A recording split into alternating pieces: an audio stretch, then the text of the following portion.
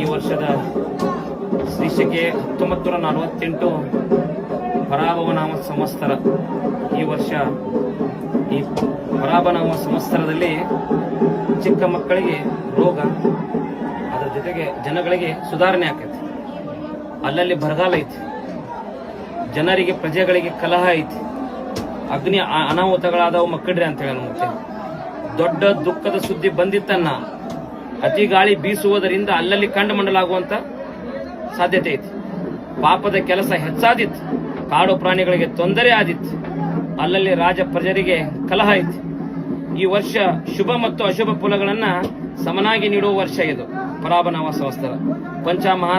ಪಂಚಮಹಾಪಾತಗಳು ಹುಟ್ಟುತ್ತಾವ. ಉತ್ತರದಲ್ಲಿ ಅಧಿಕ ಮಳೆ ಆಗಿ ಕೆಲವು ಕಡೆ ಅತಿವೃಷ್ಟಿ ಆಗುವ ಸಾಧ್ಯತೆ ಇದೆ, ಹಾಗೂ ವಿಶ್ವದ ಕೆಲವು ಕಡೆ ಭೂಕುಸಿತ ಆಗುವ ಸಾಧ್ಯತೆ ಇದೆ. ರೈತರಿಗೆ ಹೆಚ್ಚಿನ ಒಳ್ಳೆಯದಾಗುವಂತ ಈ ವರ್ಷ. ರಾಜಕೀಯದಲ್ಲಿ ಇನ್ನಷ್ಟು ಹೊಸ ತಿರುವು ಉಂಟಾಕತಿ. ಈ ವರ್ಷದ ದೇಶದ ಗಡಿಗಳಲ್ಲಿ ಆತಂಕದ ವಾತಾವರಣ ಮತ್ತು ಯುದ್ಧದ ಕಾರ್ಮೋಡ, ನೈಸರ್ಗಿಕ ವಿಕೋಪಗಳ ಹಾವಳಿ ಹೆಚ್ಚಾದಿತ್ತಂತೇಳಿ ಮತ್ತೆ ಈ ವರ್ಷದಲ್ಲಿ ಆರ್ಥಿಕತೆಯಲ್ಲಿ ಸ್ಥಿರ ಬೆಳವಣಿಗೆ ಆಕತಿ. ಶ್ರೀಮಂತ ಬಡವರ ನಡುವಿನ ಅಂತರ ಸಮಸ್ಯೆಗಳು ಕಡಿಮೆ ಆಕಾವು. ಈ ವರ್ಷದಲ್ಲಿ ಉತ್ತಮ ಮಳೆ ಆಗುವ ಸಾಧ್ಯತೆ, ಆದರೆ ಭೂಕುಸಿತ, ನೈಸರ್ಗಿಕ ವಿಪತ್ತುಗಳು ಎದುರಾಗಬಹುದು. ಹೆಚ್ಚಿನ ಸವಾಲನ್ನ ಎದುರಿಸುವ ಬೇಕಾದಿತ್ತು ಅಂತೇಳಿ ಈ ವರ್ಷ ಮತ್ತೆ ಜನರಿಗೆ ಆರೋಗ್ಯದಲ್ಲಿ ಸುಧಾರಣೆ ಆಕತಿ.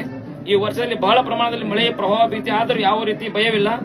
7ಆನೆ ಮಳಿ, 8ಆನೆ ಬೆಳಿ, 3 ಲೋಕ ಬಚಾರ್ ಕಿ ದೋಸ್ತರೋ.